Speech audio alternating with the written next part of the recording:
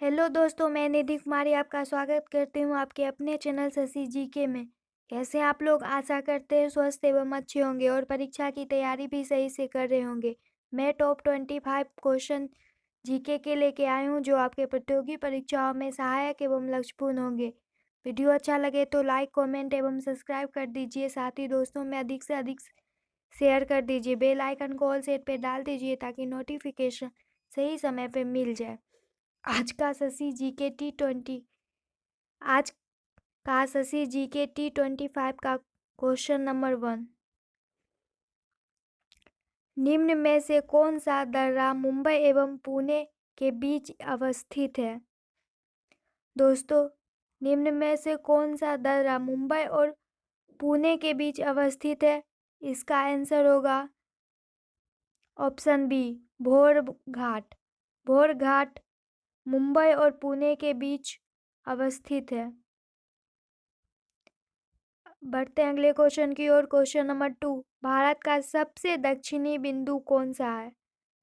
दोस्तों, भारत का सबसे दक्षिणी बिंदु कौन सा है? इसका सही जवाब होगा option B, Indira point. Indira point Bharat का सबसे दक्षिणी बिंदु है। बढ़ते हैं अगले क्वेश्चन की ओर। Question number 3।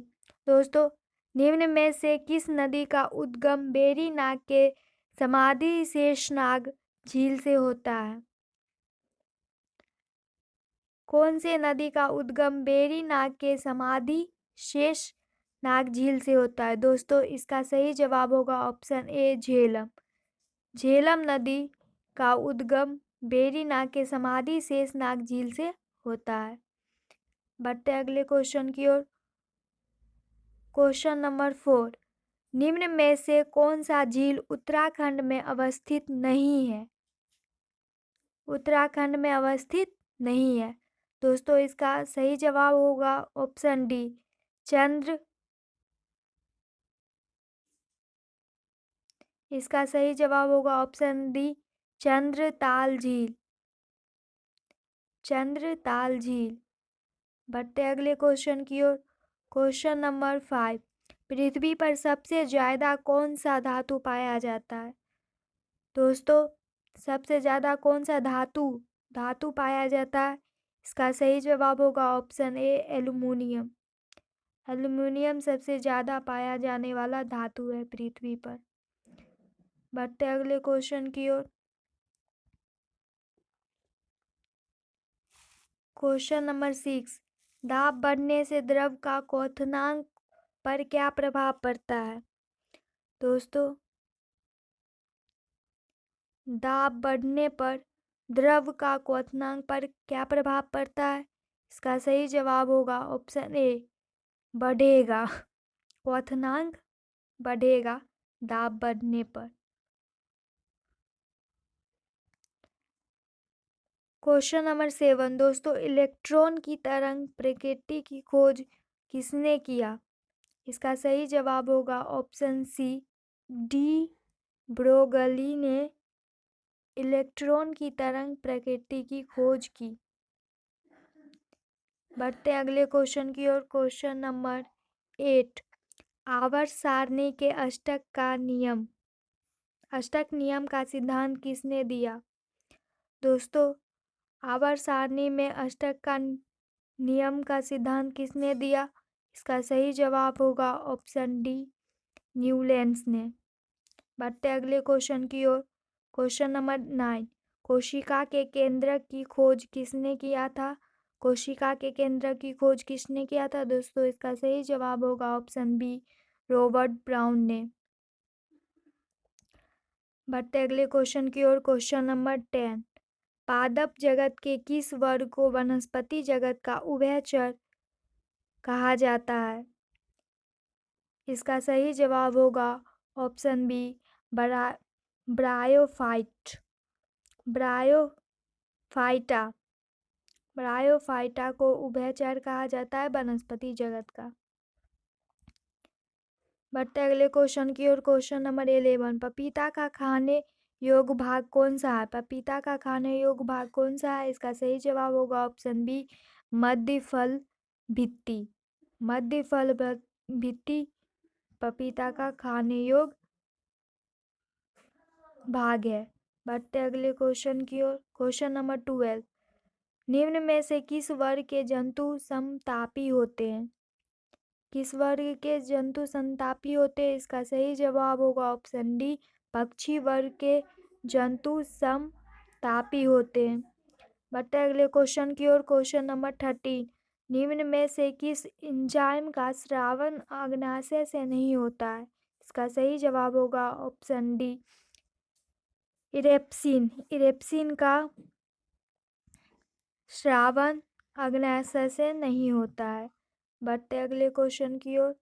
क्वेश्चन नंबर 14, शरीर का संतुलन बनाए रखने की कार्य मस्तिष्क के किस भाग का है? इसका सही जवाब होगा ऑप्शन ए, सेरेब्रम। सेरेब्रम शरीर का संतुलन बनाए रखता है। बढ़ते अगले क्वेश्चन की ओर। क्वेश्चन नंबर 15, राष्ट्रीय नियोजन समिति का गठन कब किया गया था? इसका सही जवाब होगा ऑप्शन डी, 1938 को राष्ट्रीय नियोजन समिति का गठन किया गया था। बढ़ते अगले क्वेश्चन की ओर।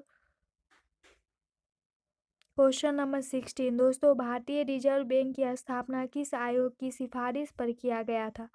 इसका सही जवाब होगा ऑप्शन सी, हिल्टन यंग आयोग।